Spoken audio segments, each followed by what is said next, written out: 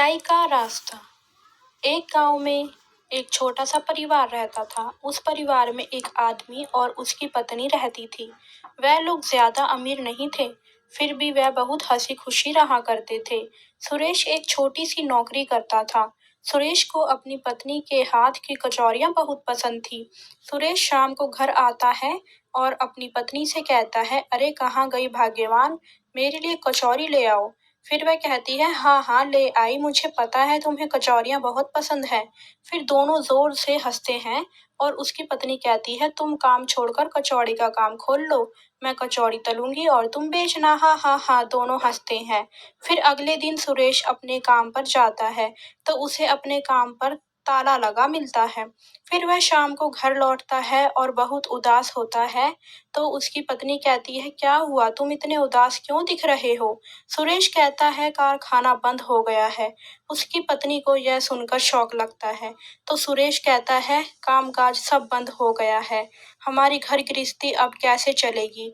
फिर सुरेश कहता है, लगता है जो तुम उस दिन मजाक में कह रही थी कि कचौरियां बेचेंगे वही करना पड़ेगा। फिर उसकी पत्नी कहती है, हाँ तो इसमें बुराई ही क्या है, मैं बना कर दे दूंगी, तुम बेचना, हमारी सारी तकलीफ दूर हो जाएंगी।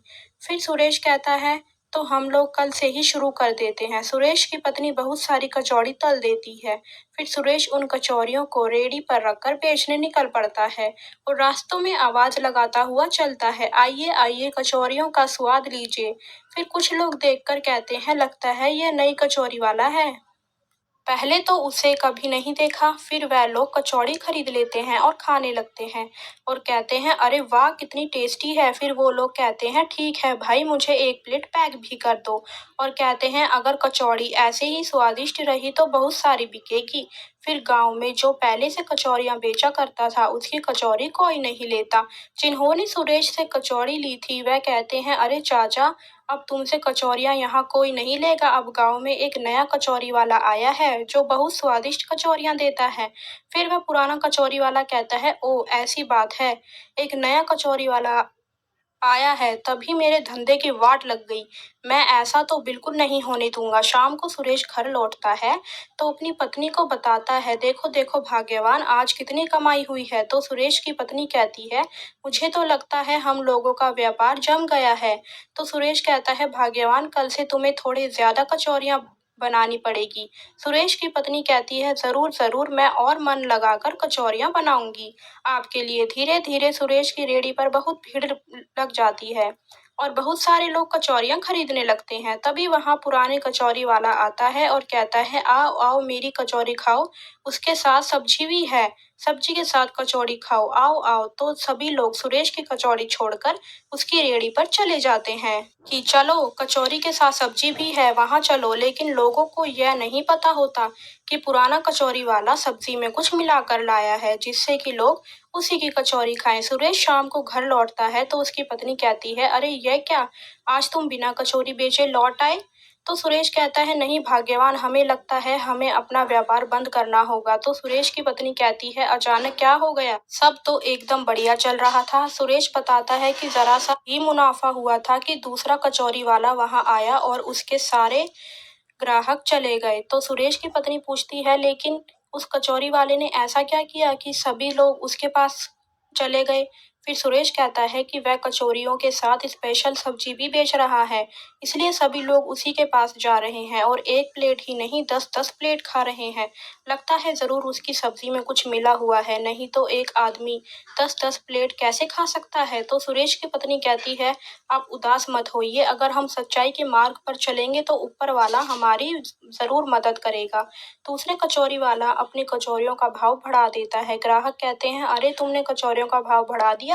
तो कचौरी वाला कहता है, अच्छी चीज खाने के लिए तो ज्यादा कीमत देनी पड़ेगी ना।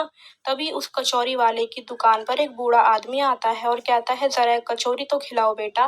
वह दुकान वाला कहता है कि पैसे दो और कचौरी खाओ। तो वह बूढ़ा आदमी कहता है, लेकिन मेरे पास पैसे नहीं है, मुझे एक कचौरी खिला दो। दुकान वाला कहता है, जाओ निकलो यहाँ से, बिना पैसे के कचौरी नहीं मिलेगी।